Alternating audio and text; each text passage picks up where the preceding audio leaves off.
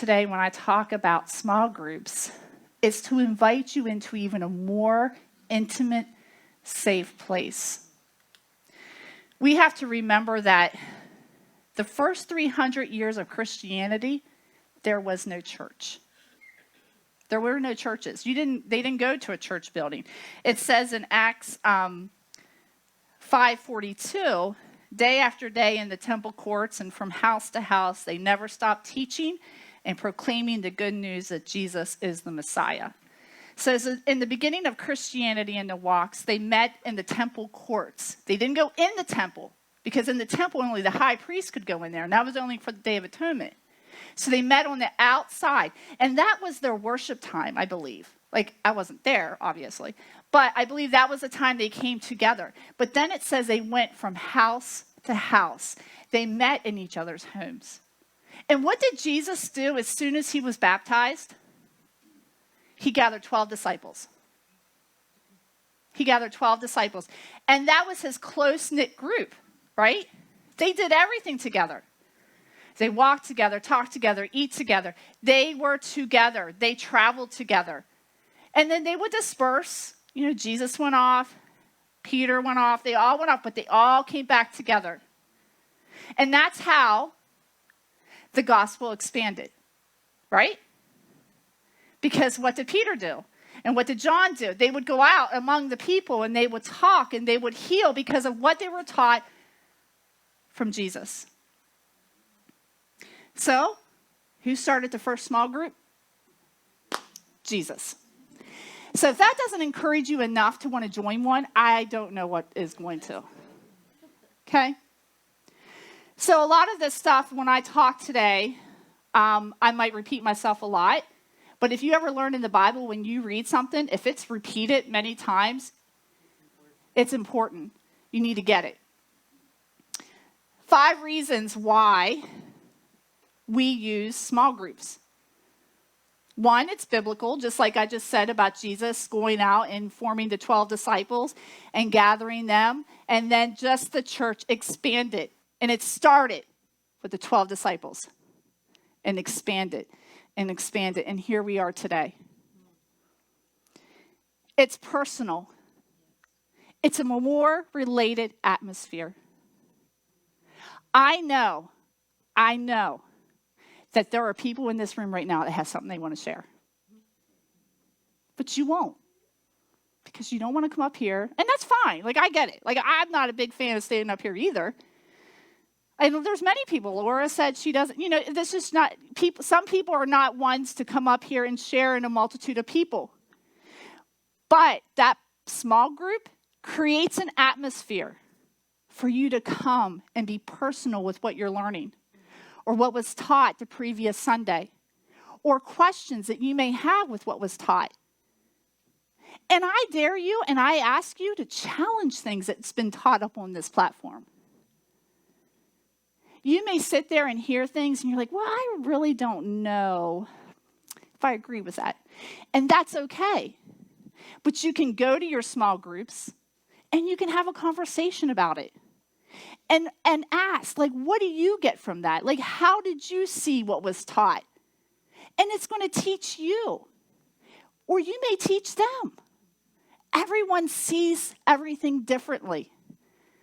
Not one person in this room will see things exactly the same way to every detail. But when you are in a small group, you are in a space where you can be free. You can be in a space where you're among your people that you're not going to be judged, or you're not going to feel judged. And it's going to be okay. And you're going to grow. You're going to grow more in a small group than you are in this building. I promise you. I told you earlier that, and I thought this was really good. I got this from Rick Warren, who is from Saddleback Church. And Saddleback has a phenomenal small group structure. And so a lot of the teaching that I got about small group is from Rick Warren. But one of the things that stood out for me that he said, people will come to church to hear the pastor, to hear the teaching, but they will stay in the church because of the relationships they form. And you will not form a relationship being only here 3 hours once a week. little bit maybe, but not much. Another great thing about small groups is they're flexible. Everyone's busy. Everybody has a busy schedule, especially if you have kids. So I know, like for instance, with my small group that I'm going to be leading, we're going to meet every other Tuesday night. And there might be a Tuesday night my son has a baseball game. Like, I'm not going to miss my son's baseball game, but it's going to be flexible where we can reschedule it according to everyone's schedule. Or I may just not be there and someone else who's within my group can lead it and take over. It's very flexible. It's not like a commitment. You can move your groups around. If you know that a particular night doesn't work for everyone, then you can switch it to a night that works for everyone. Or if everyone can't meet next week, okay, guys, we're going to cancel next week's group because it doesn't meet everyone's schedule. We'll just meet the following week. It is flexible. It's expandable.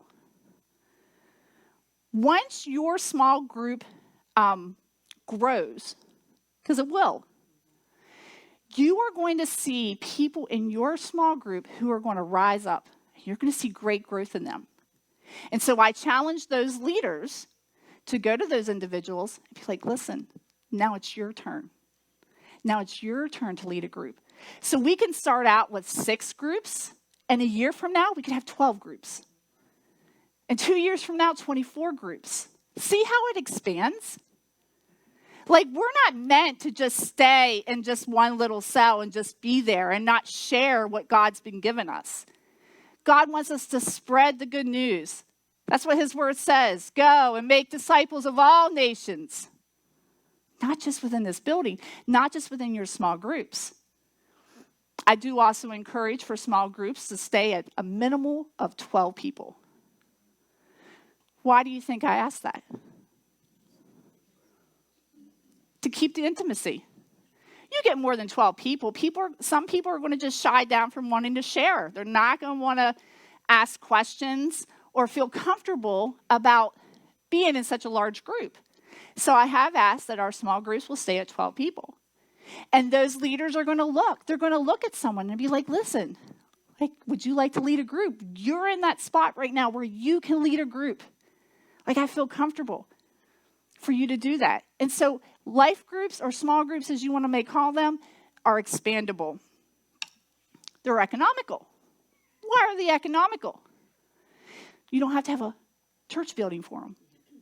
You can have them in your home. You can have them at your work. You can have them at wherever. You can have them at a park. You can have them wherever you want. Small groups, I think, were vital for COVID. And I know during COVID, it did shut down because of the fear of the virus. I get that. But it also is a time, if something were to happen here and we weren't able to come and meet in this building for whatever reason, God forbid anything happened, but say if something happened, small groups would still be your connection to grow. Because you couldn't come here, so you can meet with your small group. What does a small group do? Well, what do you think they do? They teach the Bible. It helps you to grow more. Like I said, you could take what you've learned here or you've listened here, and you can take that and go learn. Ask questions. Have that environment. Learn from what other people are learning or what they know. And you may teach them a thing or two. Have their eyes open. It's a good place to learn and study the Bible. Dan said last week, life groups is a safe place to be fully known. It's a place for restoration without being judged. You can fellowship together. You can have that time together. You can take the time in your small groups to have a more intimate communion. So we do communion here, and it's beautiful. But can it be more intimate? Yeah. And would you love for it to be more intimate with a smaller group of people? Yes, you may. And I know that I've been in small groups where we have done communion, and it is more intimate. It gives you that space to do that as well. It helps you to pray for others. So in this building right now, we know a few prayers. We have Kristal's and we had Faith's. We have Laura's. We know those because they're made public. But when you're in your small group, you learn more prayer requests from the people around you because you are having that time to share that.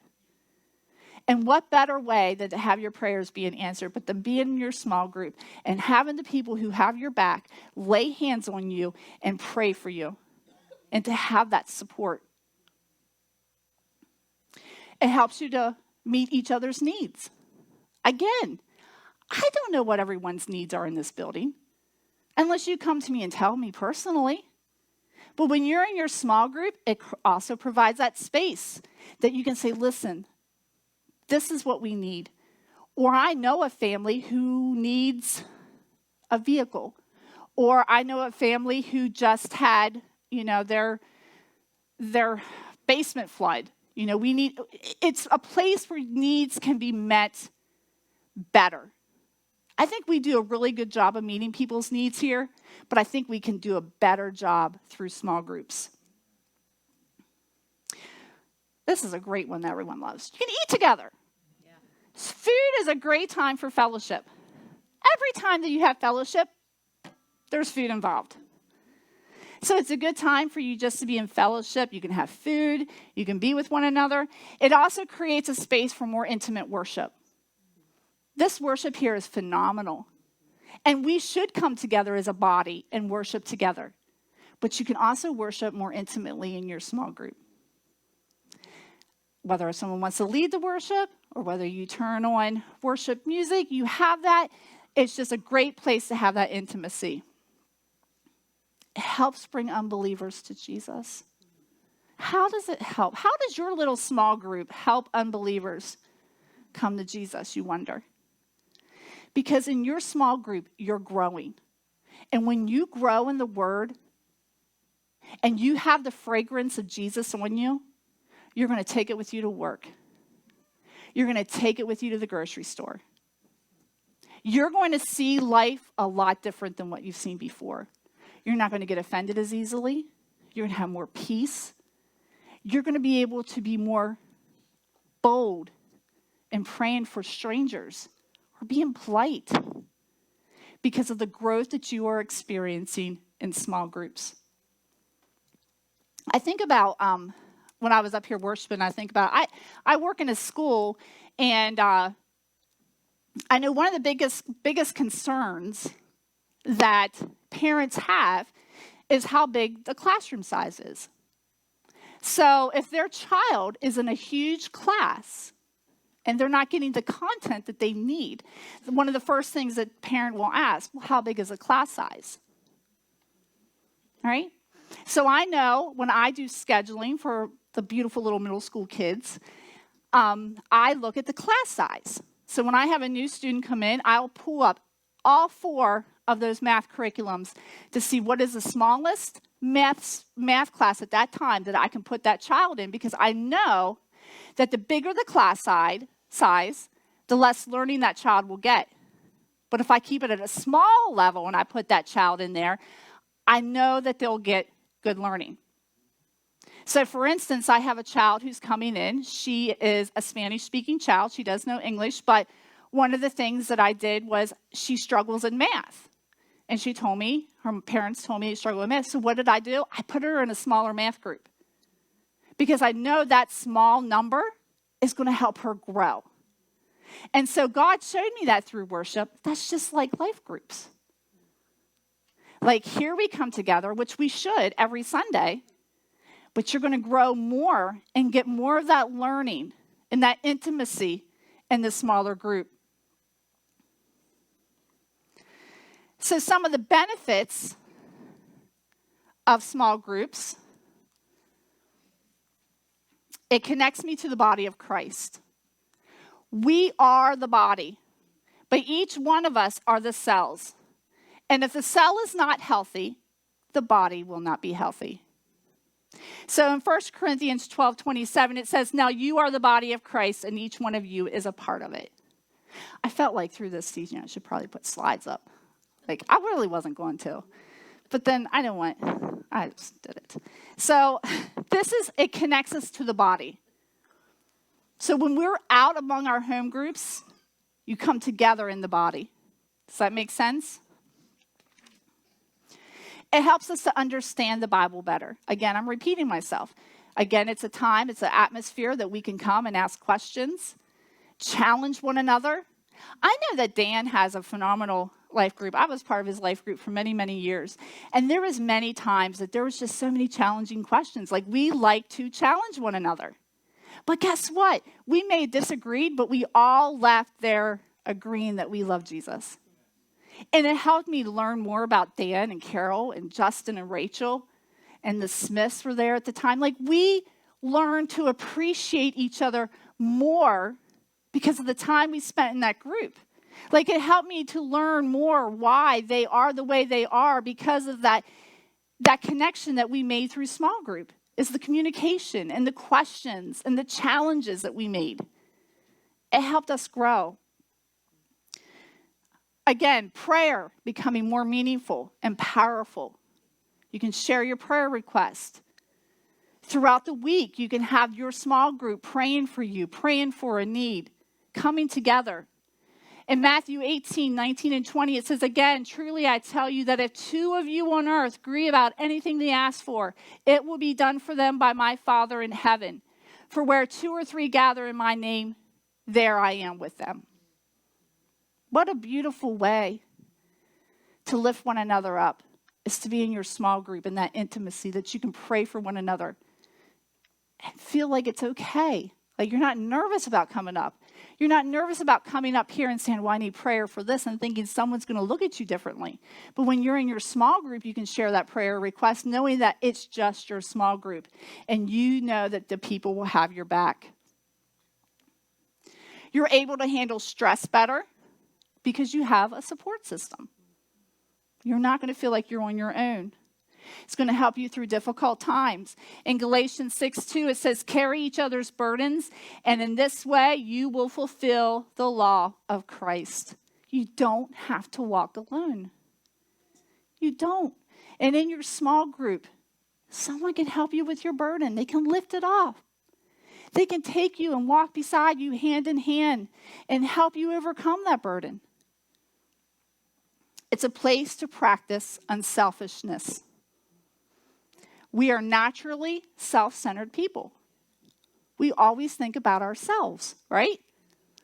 But when you are a part of a small group, you become in that relationship with one another where you're going to start thinking of the people in your small group and how you can help them, how you can support them, or how you're just so darn grateful for them. I know through my small group, the one thing that I learned is how grateful I am for Carol Barrett. She is a phenomenal person. Phenomenal. And her and I grew in that small group, and we're like best friends today. I could not get through life without her. It says in Romans 15, 1 and 2, we are strong ought to bear with the failings of the weak and not to please ourselves. Each of us should please our neighbors for their good, to build them up.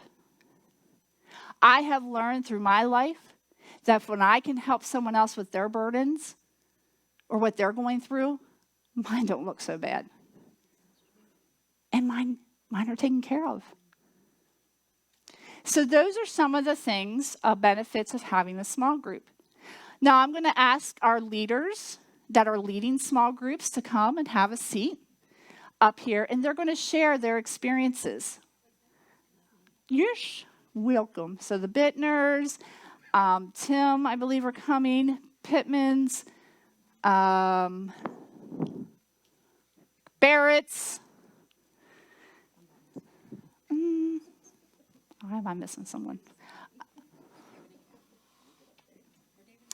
David and Kathy Pence are not doing one. No.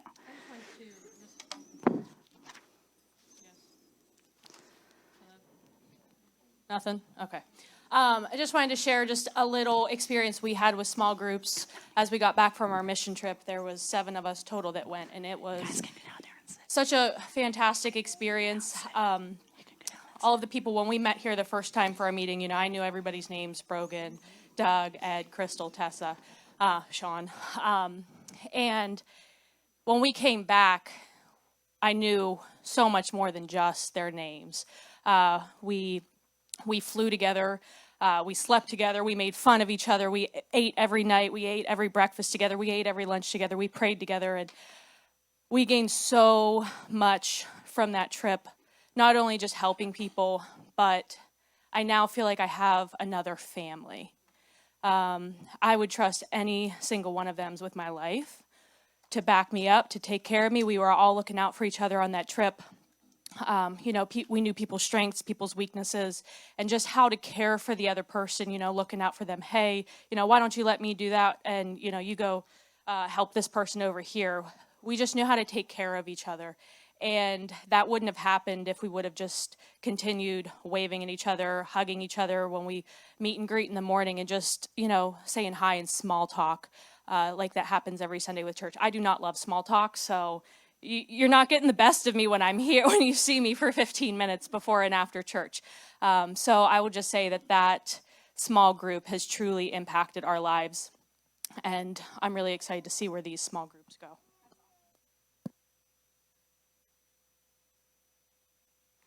So we'll give it to Dory first. I have her down here. So there's information up on the slide. So I'm just going to ask you guys as leaders, some of you have been in small groups before in the past. I'd like for you to share your experiences that you've had. You could even say where you started out with your life groups, what you've learned and how you grew being someone under a leader in a life group.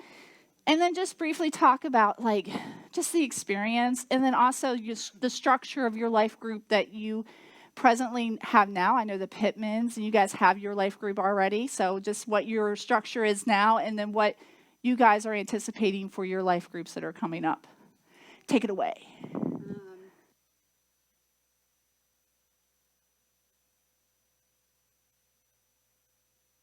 Testing. Okay. All right. We started here around 10 years ago. And within the first 6 months, my husband and I got involved into a small group. When we did start, we were a little apprehensive because we thought, what if we don't know what everybody else knows, right? Like, what if my husband was like, what if they point me out and say, what do you think? He'd close up, so that if there's any apprehension about that, it's really not what it is. I would never call you out and say, what do you think? It's really, I grew in that small group. Linda Briggs and Kenny were our leaders at the time, and we still are really good friends. They ended up changing churches, so it left a hole, and I filled that. So I went from being in a small group to holding a small group, and I had amazing people in that small group. And we still have bonded. We do things outside of that group. And it was just doing life. We went through ups and downs, went through weddings, went through everything. I really started in youth group. And I was a youth leader for almost 10 years. And the product of that is Courtney and Taylor and Brogan. They now serve in this church. So they left that small group, and now we're actually serving in a new one. Right now I do young adults every other Thursday, and I have room for probably one more couple. But my husband and I were laughing because if someone does join us, they need to bring their own water bottle because everybody now in that group is pregnant. So I'm just preempting that a little bit, right? And Taylor and Kevin were part of that. They already had a baby, but they drank the water because they've been around forever. So I don't really know what my Monday night's going to look like. As far as the Thursday night with the young adults, I make food. I make a full course meal. And I did that purposely because this generation doesn't even have dining rooms anymore, right? They want the whole open concept of things, which is gorgeous. But we know at our age, the elders, we had the best conversations around the table, right? I mean, I remember when Brandon would come over when he was younger, that was something he enjoyed because we all sat around and just talked then. And for me, that was amazing because I never talked around the table because you were never allowed to speak with your mouth full or while you're chewing, right? So we never had any conversation. So if you talk with your mouth open, I don't care anymore, right? If you have something to say it. I don't know if I'll do that on Mondays. I do go through books. We talk about what we want to do. But from my understanding, we're supposed to talk every time what they talk about on Sunday so that we're a cohesive group. I put down in the paper that I will provide childcare if it's needed. If I have that demographic, we'll work around that. I think diversity is big. You know, right now it's all the same age, but we do, the people in this church, the senior citizens, do have stuff to offer. We really do. And it's our responsibility to help these young men and women. And on the flip side, they help us. You know, we do learn a lot. I learn more from my youth group boys, because I also do teenagers. I learn a lot from them, right? And they always say, thank you for doing stuff. I always thank them. You know, I'm the one that's blessed. So it really makes you feel loved. And there's a saying, hurting people hurt, well, loved people love. And if you feel known in a group, and that's what everybody deep down, everybody wants to be known, right? And that's what you do. And you don't have to talk at all in small group. Just listen. That's my number one thing. I listen, and that's our responsibility, just to listen and offer help if we need it. Yeah. So, and up here on the slide it has, so Dory and Mark, if you guys have been to the Fall Fest, you know, they live in the Mercersburg area. Their meeting times are going to be every other Monday at 6 p.m. and she's going to start on February 6th. Yep. And like she said, if the need is for childcare, it will be available. And I do have Dory's information up there to reach out to her. And like I said, today after church, we're going to have the opportunity for you to go out and you can sign up under Dory's page. And that way she can just talk to you, make sure she gets information that she needs from you, and you can go from there. So the next ones, let's do the Pittmans. And you guys, you can explain what you're doing. Go for it. Good morning. Oh, gee.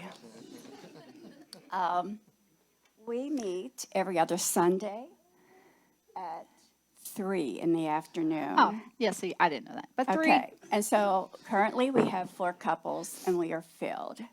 Now, what we do is rotate homes. And so whoever's home we're meeting, that couple are leading. Okay. So, David and I have been in this church for 14 years. We came back from Florida, and we're looking for a church. But we wanted more than a church. We wanted fellowship, because this is what we've known. We've been in great churches and with very loving people, but none of our churches had a life group. So our first life group was with the newlyweds, Danny and Carol Barrett. And Billy, do you remember we were in a life group with you and pastors before Birgit? So we're always the older people, and we still are. Thank God. But life group is our heart. We want to know who you are, and you learn that in life group. You see the good, the bad, and the ugly, but it's all beautiful. We want to hear your story. We want to know where you've come from. We want to know what God has done in your life. And so we love to pray for you and nurture you and help you along life's way.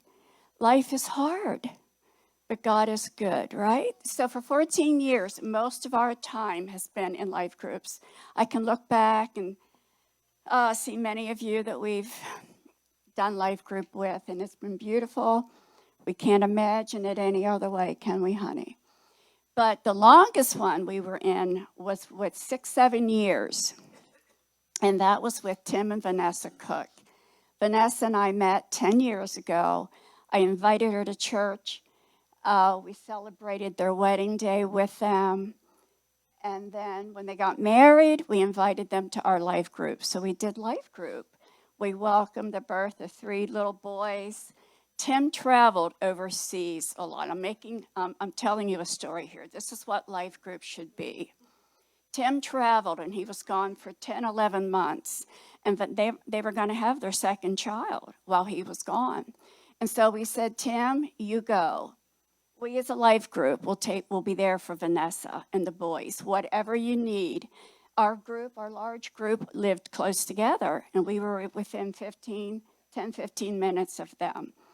And so she knew that she could call us, any of us, and we would be there. When Tim came home, he said, "You'll never know what it meant to me to know that you were there for my wife and children."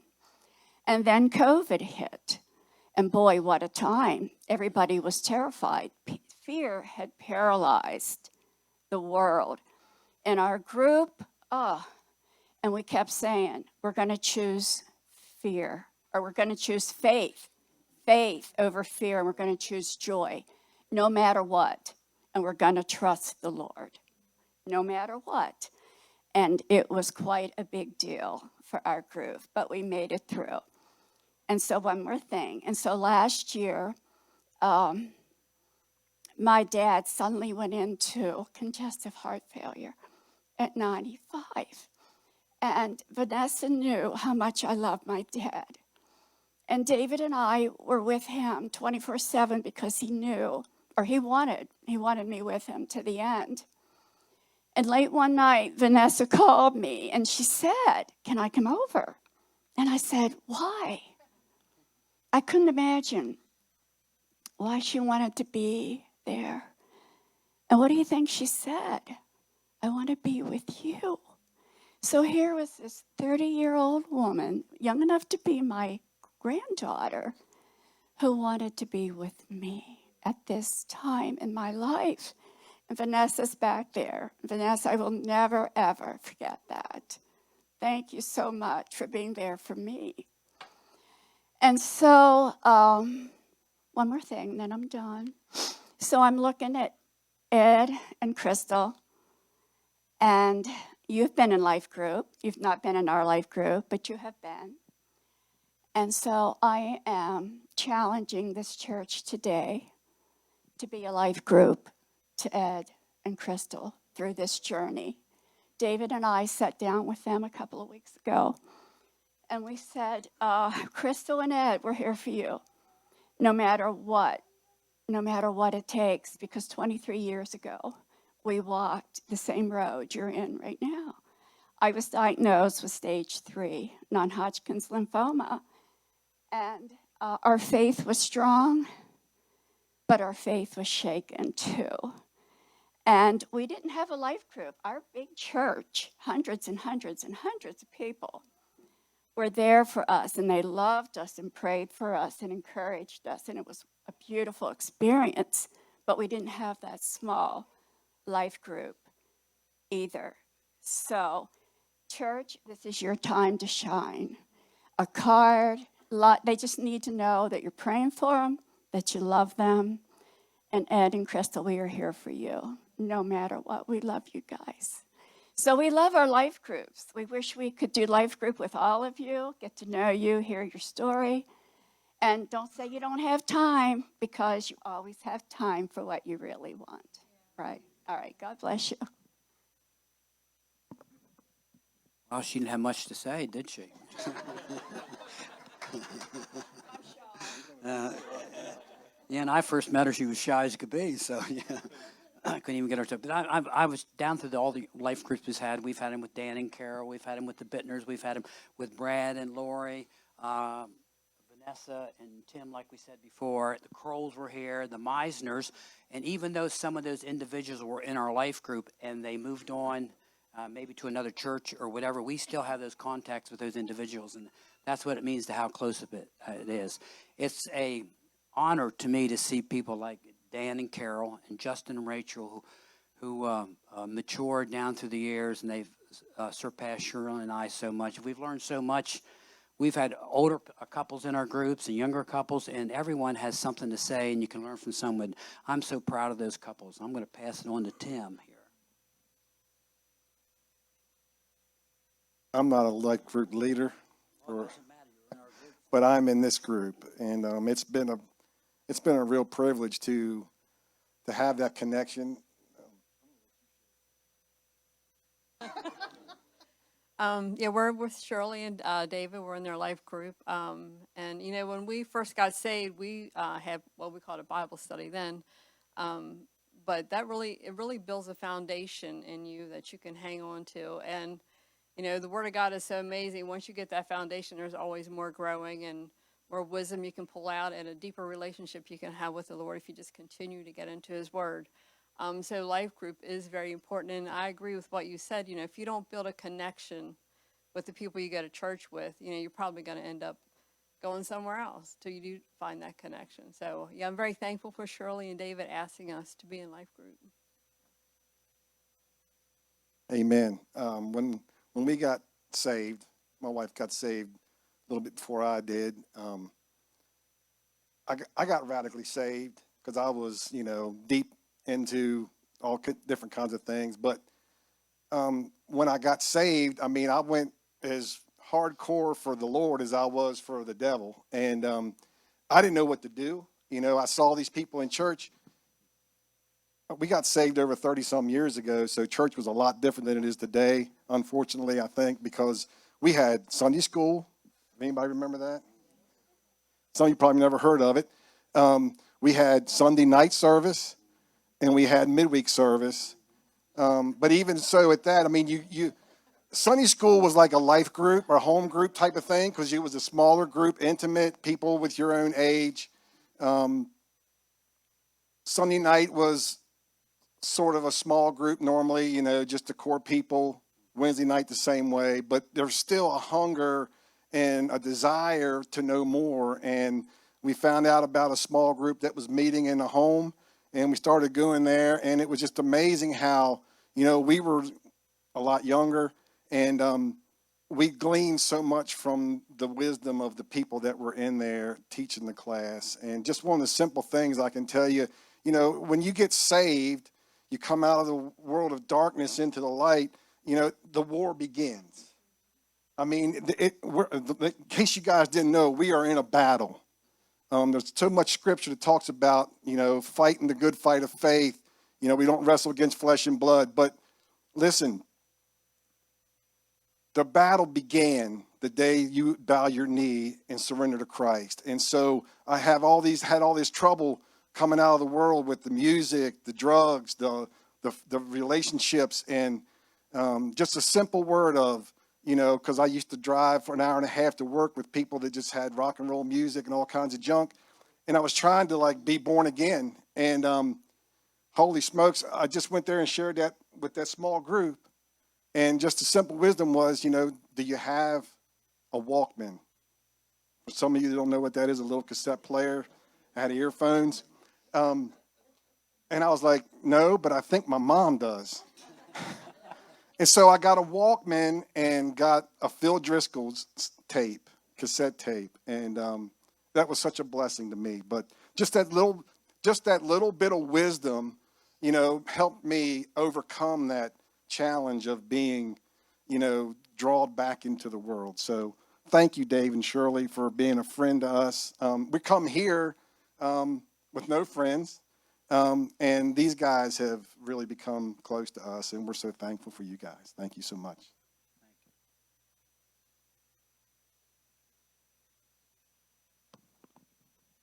I think we've been in a small group ever since we've been part of the church, and we were one of the founders of it, and it's been fun to watch us grow. I like our small group because I get to hear all Brad's corny jokes. Trust me, it's worth it. Just he's hilarious. I mean, we're not all serious. We have fun. You know, we'll sit around the fire and roast hot dogs or whatever. Don't tell Kathy that. But also for Laura's soup and Laura's food, and you know, so we eat well and we play well and have a good time. So it's fellowship for me. I teach all day, often, and I'm not always excited about going to teach, but the fun part is that I literally usually just lead and try to pump the questions. I mean, that's what a teacher is, right? You try to get people involved, and we have a good time that way. We've changed up different things. We did How to Hear the Voice of God. We listened to Bill Johnson 15-minute excerpts and then talk about it. I like variety. I don't like to get bogged down, and our group does interact.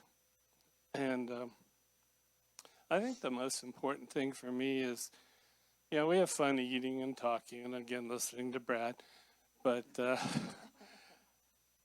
after we have our time in the Word, the more important time for me is when we just start sharing and then we pray for each other.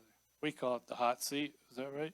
Where we'll put you in the chair and man, we surround you and lay hands and believe for what God's going to do. So, praying for each other means we have to be real with each other. A real transparency, a sense of, we're a family. This isn't some just group that we meet. It's familyness, and that's really powerful when people lay hands on you and you're believing for those miracles. You're not just saying a prayer, but you're believing for a healing, or you're believing for, kids that are wandering in each of our families that aren't walking with the Lord. So it's a really special time. And, being able to do all of that, the fellowship, the teaching, the prayer times, it connects us. And one of the widows that used to be part of our group, we went over to her house and we spent a whole day just cleaning out the mess and fixing the roof. And so I think that's an important part too. And we all have different needs. So small groups are a small part of your family meeting and really engaging with each other and praying for each other. And it doesn't just stop there. It continues throughout the week. And again, Laura's good food, my wife's good food. Another good reason to come. When Kristal asked us to do this, I was trying to think back how many small groups we've been a part of since we lived in Haiti for 17 years, served there in missions, and there was one that we were a part of there that really was very instrumental in my life and just showing me how much the Lord loved me. And in that particular group, there was a lot of activity of the gifts of the Spirit at work there, and it was so ministering. Taught me a lot. And then I think there's probably 4 of them that we have individually been involved with before we even came to TLC. We've been in 2 other churches and one in each of those churches. And we formed some really good friendships with those people. And, we were kind of the same age, so we had children the same age and starting to have grandchildren. There was a lot to share there. It's just such an encouraging thing to bond with people in that way, so much more so than you can on like here we are in church and we say hello and goodbye.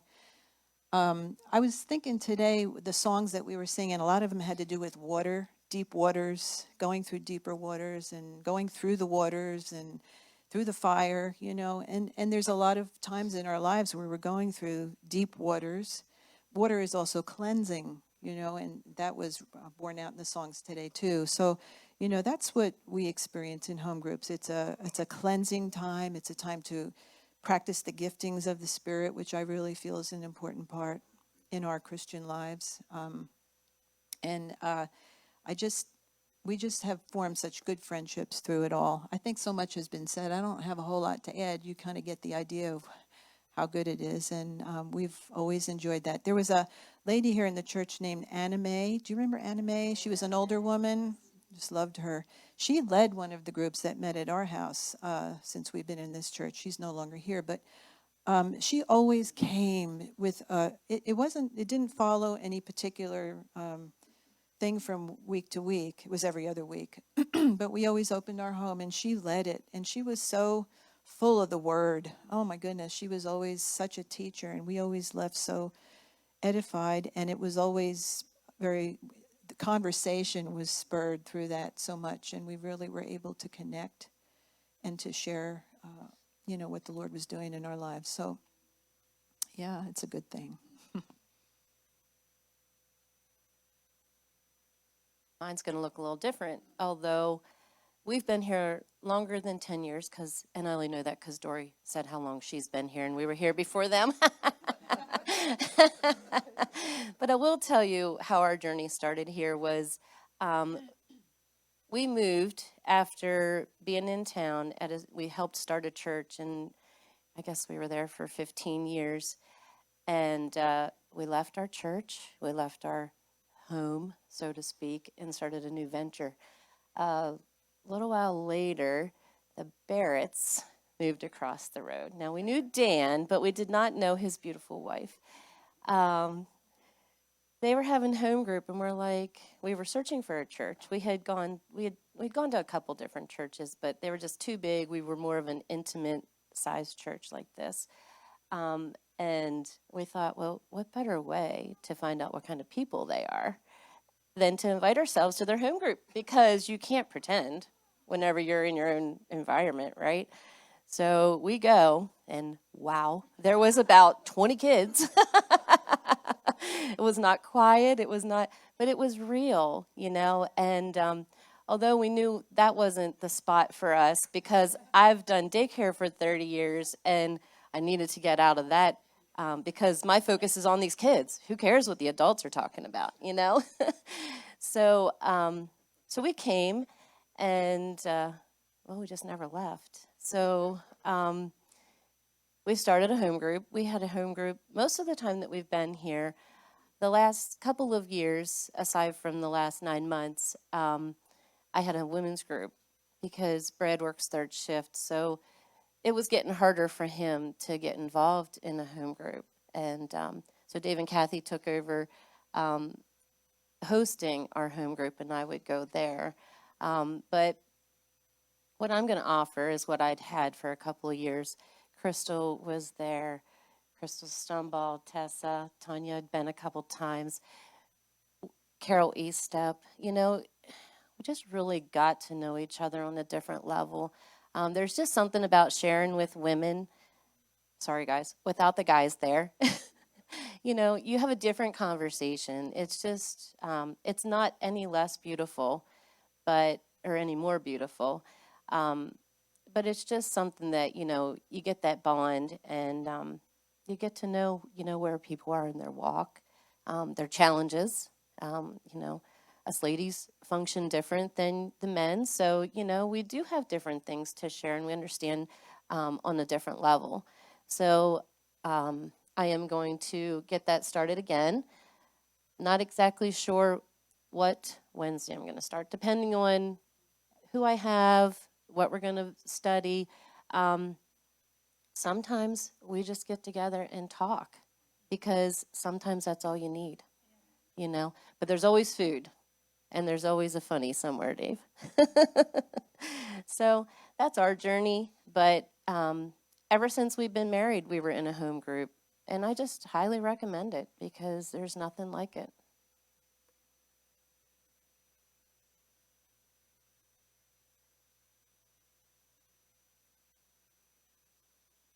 It's for the Bairds. We've always had a life group since the church started. We're like, I was 23, 25. We had just got married. So you obviously don't have to know a lot of Bible. You just have to be able to open your home up and open, your life up. Then from there, we've always been the crazy life group, I think. There's always been kids and food and a lot of mess and a lot of fun. But kind of like what Dan said last week, I think it was last week, we don't have family down here, except for this week. My parents are in this week. But we don't have family down here. So then you had to make family. And when you have, especially when you're newly married and you're having kids, the best thing you could do is, I know a lot of you live, with your parents, but really there's something about just creating people that you can lean on and learn. Of course, we did teaching and learning and books, but a lot of it just looked like, I had kids, you had kids, this is what's going on, just really going through life. That's it. I mean, I wouldn't, Micah would never be able to stick his tongue out, but for Kristal's he's tongue-tied. And I said, so just spending time, you just get to know, there's so many things in my life. I know I'm all over the place, but there's so many things in life, little things that people come in and show you. But yeah, so So like I said, we've always had a life group. And opening up your home, I know for most people's home, like that's like your safe place. You leave work, you go whatever, you go home, and that's like where you just kind of hang out. You know, your family's there. I know it's not always the case for everybody, but for the most people, I think that's where they like to just kind of keep to themselves. When you have opened up your home, I do feel like it's a great way to open up yourself and your family, because you are letting people into your home, you know, in the imperfection of, I mean, we're all imperfect. We're going to come here, look nice, and raise our hands and do stuff, but we're all just living life, figuring things out. So you open up your home, and we've done it every other Sunday, which is what we're going to continue to do, is every other Sunday. But I remember, especially when my kids were little, when you're little, you know, you don't sleep, the house is always a wreck. Like, it's just sheer, you know, chaos. Every day blends into another. But I remember many days going home and the house is a mess, and you're like, you know, women for some reason feel like you can't look like your house looks like people live there. So you're like, we need to mop, we need to clean, you got to do all this stuff. And there were so many times where I was like cleaning, and I'm like, everybody else is taking a nap, they're eating hot food, I'm here cooking and I'm here cleaning, and it's like we're kind of whining. So I'm just saying that, like, you don't come up here and say you're going to open up your home and you're thinking, oh, it's going to be just hunky-dory and rainbows. Like, you have these thoughts and you have to work through it. Like, it's worth it. It's worth the time. It's worth the effort. I wouldn't have any, like, not one friend, like true friends that I have, if it wasn't for doing that and showing up. Eventually, like, I worked that out of me where you just liked it and it was part of your life and it was just second nature. But, like, you're going to go through that. Anytime you open yourself up, you're going to have stuff that you're going to have to work out. I mean, and every time, even those days where I was in not a great mood, which usually my husband and my kids saw the most of that, like, anytime people left or came together, like, I was always, always, always, always glad that we did it, that we didn't cancel. We don't cancel unless there's, like, bad weather, because, like, just, if you cancel all the time, then you find that it's easy to cancel. If you just do it, like, this is what you do. We're always here. If it's 2 of you, if it's 10 of you, like, our house is open and we're going to come. So I just think it's a great place. We will have kids. We will take as many kids as you got. Say we have 4. Ours are older, so they can help now, but our house is pretty much very kid friendly. There's some marker on the walls and, you know, stuff like that, so you don't have to worry about coming in and, you know, breaking anything. It's okay. It's all been broke. Yes. There's no, yeah. Yeah. Our house, yeah. Just come break stuff. That means I can throw it away. I love it. Get it out. You break stuff, I celebrate. I'm like, woo! So, yeah. No. I mean, there's not much more to say. These guys, I mean, that's what Life Group's all about. We've been talking about it the last couple of weeks, and we're coming to an end here. And it's exactly what Carol just said. It's you're going to find groups to get involved with in life. You're human beings. We're communal people. And so what better place than find your group that's based off Christ and the rock, right? I mean, it's just people outside of church are finding their group, whether it's Sunday afternoon in a football stadium or at a bar locally, and they're building their life together. And you're going to only be guided into truth if it's in Christ, and I truly believe that. And so we're going to do it together in our houses, and there's nothing wrong at all judging those. There's zero judgment toward those people like that. Like, and it's okay to watch football. I'm not saying those things, but I'm just saying you're going to have, like, you're just a communal person. That's because you're built in the image of God, and he's a communal God. And so we invite you to participate and try something and step out. Just real quick, it's funny, like, Dory actually brought up somebody in Linda Briggs, and I'll say her name just because you said it. But, like, that woman is amazing. Last night, this is crazy, I was at Martin's, and I haven't seen Linda in a couple years, and there she was. And it was like my heart just freaking skipped a beat. And, like, we made eye contact, and I just couldn't stop hugging her. You know what I mean? And when she left, I was like, Linda, I love you so much. She goes, Dan, I love you eternally. Like, Linda and Kenny are amazing people, and they moved north of Chambersburg, and they're doing life still, and they're just like, but they're so connected to who we are because of those years and because of those moments we had with them. And, like, when I saw her, I just, like, it was such a surprise, but I mean, I just absolutely love her so much. And it made my whole afternoon yesterday. But that's because of small groups. And it's because of that type of community that you build. And so I just invite you to participate in that. That's what it's all about. And there's nobody's making you do it, but like participate, because you're going to participate in something. And we'll grow better together. You'll help us grow, and we'll help you grow. And when there's challenges in your life, you're going to have to face them together, and you'll have somebody. I hope you're hearing that over and over again. And so we're just excited. We really feel like this is a space in TLC where we need to really recreate that, because we've kind of walked away from that for valid reasons over the last couple of years. But we're really excited for where we're heading. I think we're trying to get more groups with kids in them, because we do have a lot of kids. So anybody who wants to open their home and get stuff broken Yeah. that has kids, Yeah, and sign up with Kristal. yeah, if you hear all this, so like I'm doing a group starting at the 28th of February. We're going to meet every other Tuesday here at TLC. Like I'm doing mine here, not because I don't want you to come to my house, but first of all, I had 2 big labs, and my house is big, but my rooms are small. So it's just, I think, and this is just really good. Like I know that there's people that live within this community that can just walk here. Or just anyone off the street. I don't care. So mine's going to be here at the Life Center. But so we have different locations. We have Mercersburg, we have St. Thomas, we have Greencastle.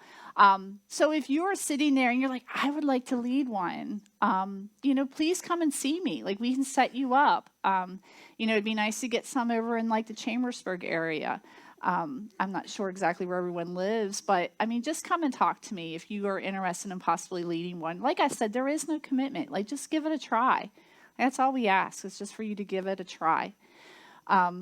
So after we get done with communion today, each of these leaders will be out in the cafe area with a paper, and it's just a sign-up sheet if you would like to join their life group. That way they'll have your contact information, and they can reach out to you and kind of touch base on when you're meeting or, what you're doing. So we're going to get ready to do communion. Dan's going to lead us into communion and go from there.